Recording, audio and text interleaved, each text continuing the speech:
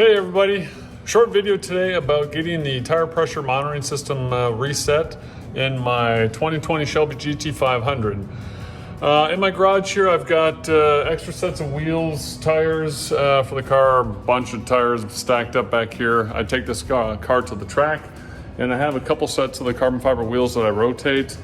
I've successfully rotated them back and forth previously, but for whatever reason this last time I swapped front wheels only. The computer, the tire pressure monitoring sensor computer, did not pick up the new wheels I put on it. It was still reading the old wheels that are sitting in the garage here. I confirmed it by lowering the pressure way down on these, saw the pressure real low on the dash.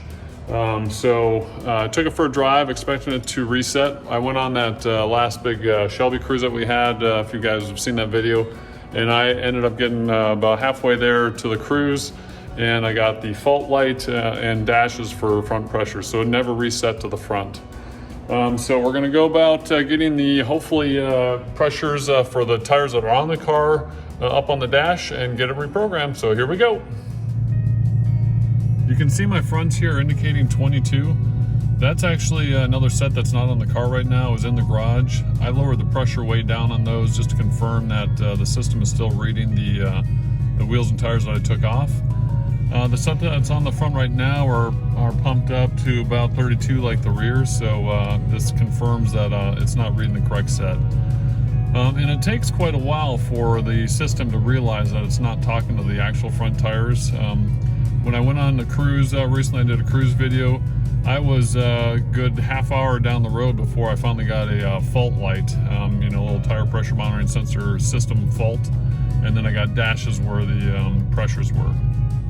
So to start this process, I'm going to turn the car off. I'm going to open the door just to kind of reset everything. All right, let's see if I can remember how to do this. So I think there's different ways to get into it. I'm going to press the brake 5 times. 1, 2, 3, 4, 5. I'm going to come over to the flashers. 1, 2, 3. Oh, there we go. It was 5 brake pedal presses and 3 of the flashers. And now it says train front left. So I'm gonna get the little device and go point it at the front left. All right, so outside here, we're gonna press this right against the tire here and press the button, see what happens.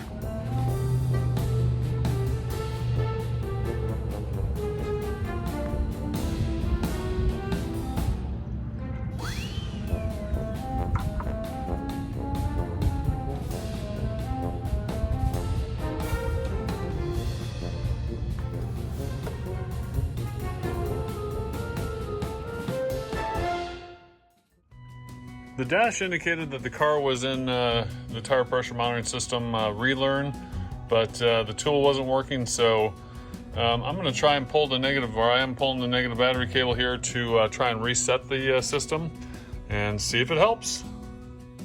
Just had the negative battery cable disconnected for 10 minutes, and we're going to see what we got here. So first of all, I'm going to do accessory, no foot on the brake, just hit the start button. Fire up the car and see what we got. Of course, all my stuff has been reset. All right, so it's got no sensor data, which may be a good thing. So let's start it up. And we're gonna go for a little drive and see if they start reading on their own. Oh, and by the way, my distance, miles till empty, was pretty, well, it was indicating 0 with that much gas, because I've been doing a lot of track and spirited cruises in this car. So pulling the negative battery cable reset that. Now it shows 93 miles till empty, which is more reasonable than 0 with that amount of gas. Well, just a couple minutes into this drive and my rears have reset. Nothing on the front yet. It worked! I've been out driving for maybe 10 minutes and the front pressures just popped up.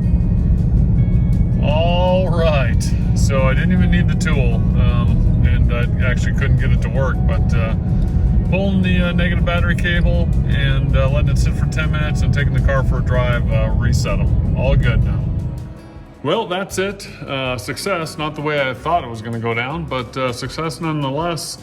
I bought the tool, which was 50 something from LMR. Turns out I didn't need the tool. It didn't do what I expected it to do, but I was able to reset the computer by pulling the negative battery cable, let it sit off there for 10 minutes and taking the car for a drive. The rears picked up within the first minute or two, and the fronts maybe around after 10 minutes or so of driving finally picked up, and it's good to go now. So hopefully next time I start the car, it's not reading the low pressure extra front tires that I have here in the garage, and it's reading the actual car or actual tires that are on the car, and all is well. Thanks for watching. See you next time.